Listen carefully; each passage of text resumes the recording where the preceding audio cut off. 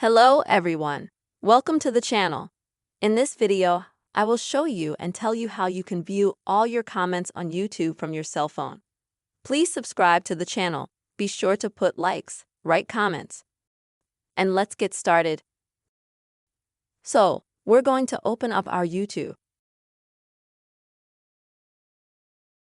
Then at the bottom, we'll need to go to our page.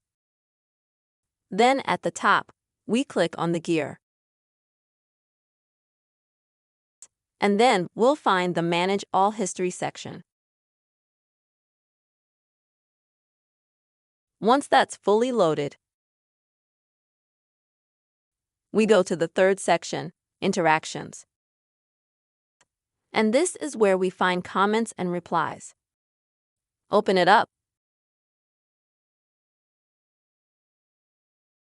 And here we can see all the comments you've ever left on YouTube in chronological order.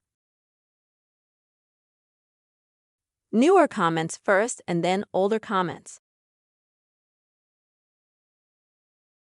And if, say, you want to delete any of the comments that you previously posted, then you can just click on the cross next to it. And as you can see, that comment will be deleted. Just like that. And that's it.